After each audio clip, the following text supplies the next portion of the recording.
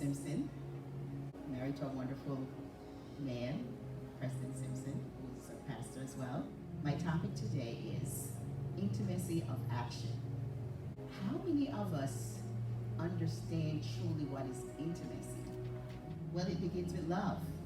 You cannot be intimate except you are in love.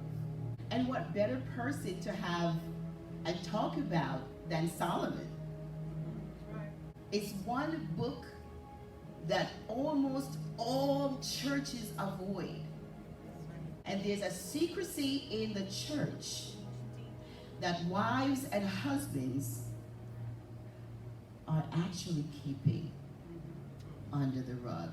I'm not sure of the statistics that is about divorce in the church. But at one point it was higher than the world. The divorce rate in the church is higher than the world. And I have a problem with that. I do.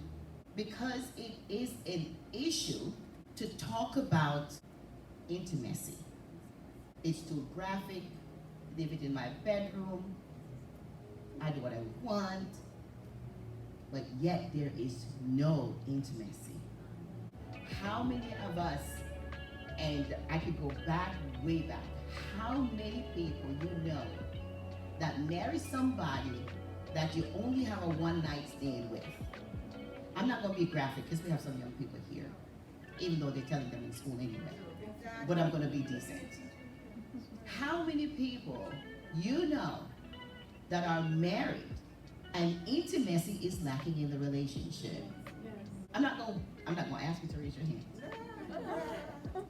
But if I could go into the word love, and I like to take it from the Hebrew standpoint. You can't love a car, you can't love a house, you gotta throw love to a person. And the word love from the Hebrew standpoint means to provide, get that word, and to protect what is given to us as a privilege and an intimacy of action. Love is an action word. And it's lacking because the church, and when I say church, I'm not talking about just who are here. I'm talking about whether it's your first day, 7th day, 2nd day, I don't care where you are, it's lacking. We don't talk about love. We hear, love your enemies. Bless them that curse you. Pray for them that despisefully use you and persecute you. And it's always love towards someone else. But we're not taught how to love ourselves. We're not even taught how to be intimate with ourselves. How many of us grew up hating ourselves? You can't stand your nose, you can't stand your hair, you can't stand the color of your skin, you can't stand how you walk, you just can't stand your own self. You can't even look at we can't even look at, let me say we, I don't want to push it on you, okay? We can't even look in the mirror in our own eyes and say, girl, you're beautiful. Because the church has said to us, one of the things that I grew up hearing was, self-recommendation is no recommendation at all. But we are recommending ourselves every day. Because every word that comes out of your mouth is a recommendation. The way we dress is a recommendation. The place we hang out is a recommendation. We're telling somebody that this is who I am. But love is to provide and to protect what is given to us as a privilege. So let me go into the marriage part. And I want the young people to listen carefully, because most of us get married because the church says you can't date. As soon as you're hanging out with somebody, it's like you gotta get married because it's gonna bring a disgrace on the church. And so you marry somebody that you just like for the moment, but you don't want to wake up with them 20 years later. Love comes with passion. How many of us are passionate about ourselves? I can almost say maybe one or two. The fact is that when it comes to us as a person, we will give everything away. You're beautiful. I love your hair. I love how you walk. Your dress is nice. But if somebody comes and say to me, oh, you look so beautiful. Oh, no. Oh, no. I don't even like my hair. And we start going to this descriptiveness about ourselves. So we have no intimacy within us. So how are we going to be intimate with someone else? It's impossible. Can I take it a little further? We are not even intimate with God. I tell you, listen, we love him, but we have no intimacy with God. He doesn't know how to romance us. We are in marriages and relationships that there are no romance. All right, let me back up a little bit. Let me kind of tell you what intimacy is. Mothers, and those of you who have young children or about to have children, start with your children. You know what intimacy is? Hug your child. Love them. Speak gently to them. Because guess what happens? Children live what they learn. And if you start teaching them how to hug and how to come in and kiss and say a good word, what the child is going to do? The same thing. I heard the second speaker talk about having a relationship with her dad. That's amazing. Because most of us don't have a relationship with our father. So we don't know how to have a relationship with a husband. But Solomon is teaching us how to have a relationship. I'm going to get a little bit graphic, so you can get the kids out of the room for a little bit. It would be nice. One of the things that I found out when I was reading this is most marriage relationship is go to bed in dress. Ladies go to bed in dresses, long nightgowns, pants, tight shorts. You name the clothes they go to bed with. Because they have not known how to become intimate with themselves. It's not taught, it's not shared, it's not passed on. And so when you get married, you go to the bathroom. Oh, don't come into the bathroom, I'm in the shower.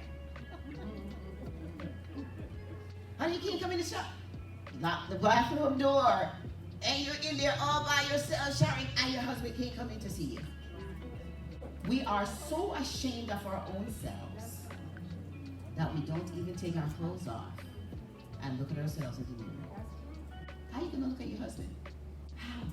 How are you going to look at his anatomy and bless the Lord for the anatomy that you go enjoy baby?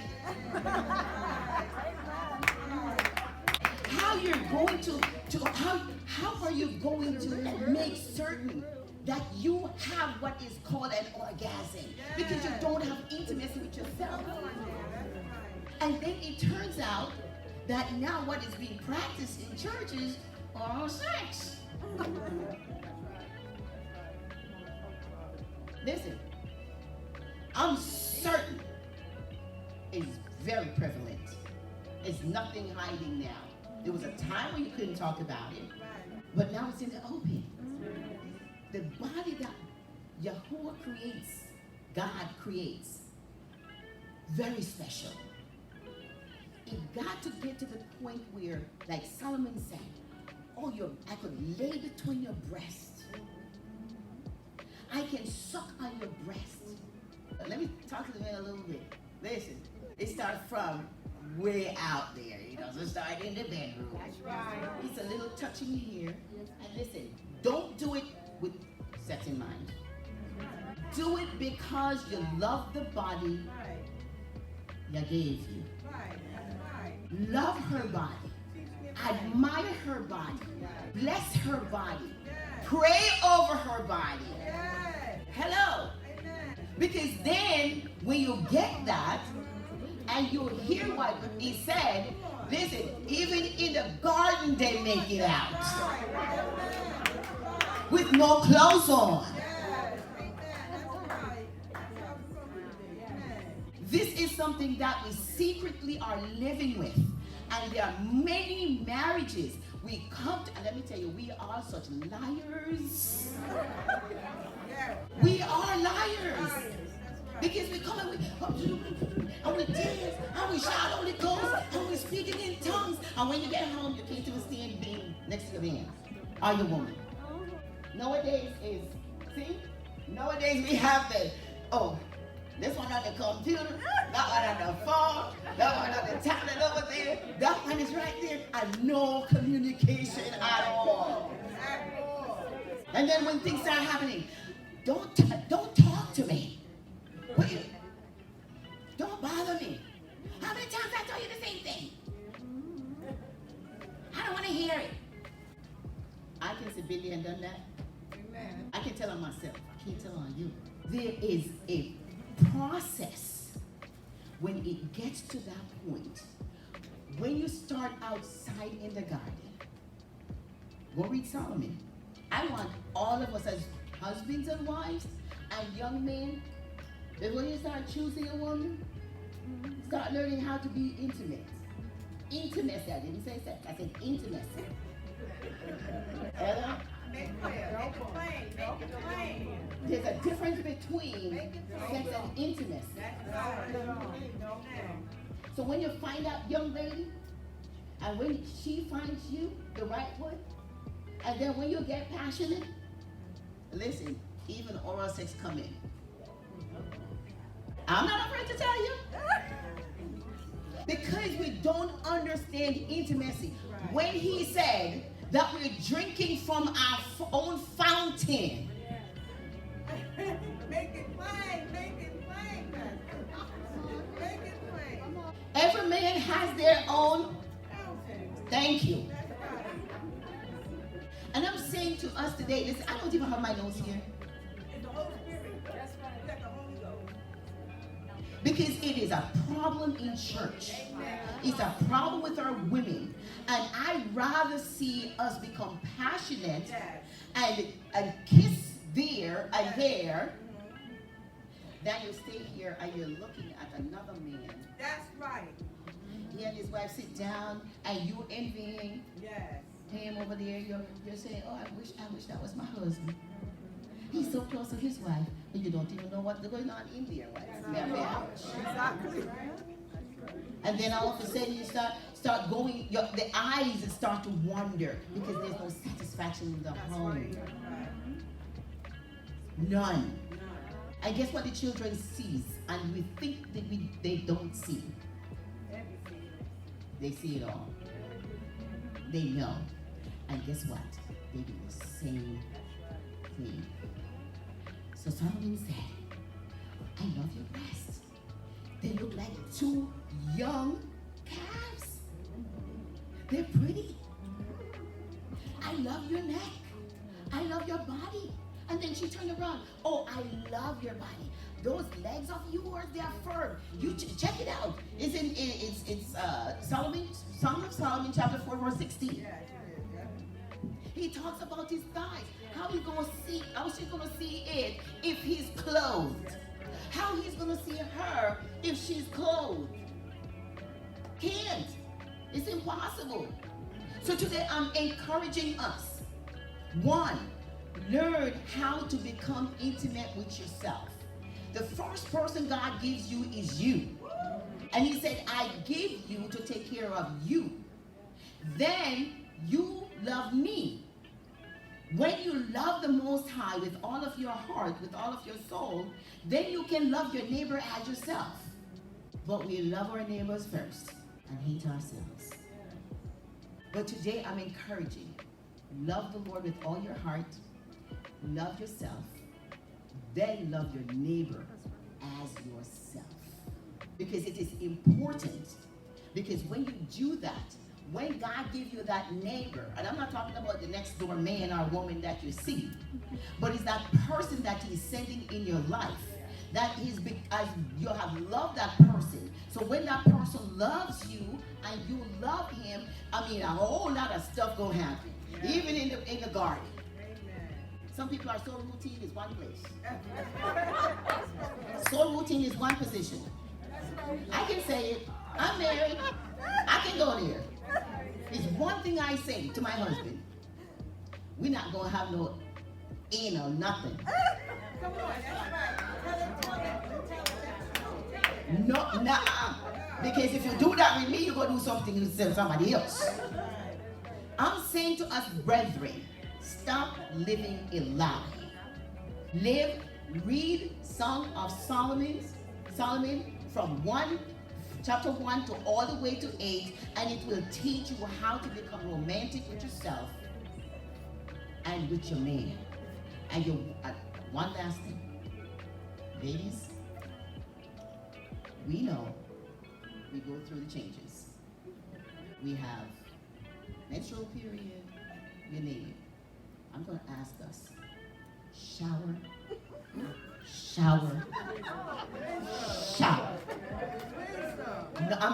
I'm serious. Shower, and shower some more. Because when that passion starts, you don't know where they're going to end up. So shower and wash clean and stay clean. Because your marriage will last. And I tell you what, God will be in it. And when you come to church and start jumping and shouting, it will be a good one. Because you'll get good love at home, and you're going to bring it to church, and everybody going to envy you for your love. Because guess what happened? You have done the right thing. Don't let your husband come and be hungry for that thing. Or husband, don't let your wife feel that there is no romance. Because you won't get nothing. Women want romance. Women want romance. They want to be touched. They want to be loved. They want to be hugged. And it doesn't have to be in the bedroom. Start doing, and guess what happened? Love is not paying the bills because it's your responsibility, husbands. That's not love. Love is not buying her something. That's your responsibility. So that's not a part of, oh, I love you because I provide a home for you when I buy her coffee. No, yeah, it's your responsibility. So that's not even a part of it. But romance, I tell you this much. I'm coming, Pastor Stephanie, and thank you for the time.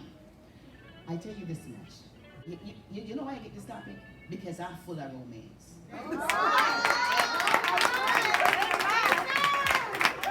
I love romance. Because let me tell you something. Sister Stephanie, you should not give me this topic. A woman can have men, you listening to me? Men, yes. Husbands, yes. Where are they? Raise your hand, husbands. Right here. Okay, good. Let me tell you something. Your wife can have an orgasm without you even enter her body. That's right. Yeah, I know it's hot in this room. Let me tell you something. That can take place. I know it. Been there, done that. Okay? So it can take place. But if you get to that point where you have to do the other parts, listen, it's just what they would say is the icing on the cake. So men, learn how to romance. Get intimacy first. Intimate with yourself. Look at your own body. Love your own body. Cherish your own body. Thank God for your own body. Because when you do, guess what? You're going to get a wife who'll do the same thing. And then when you, it's going to be fire. So may God bless you. And leave here today knowing that we're not going to do that no more.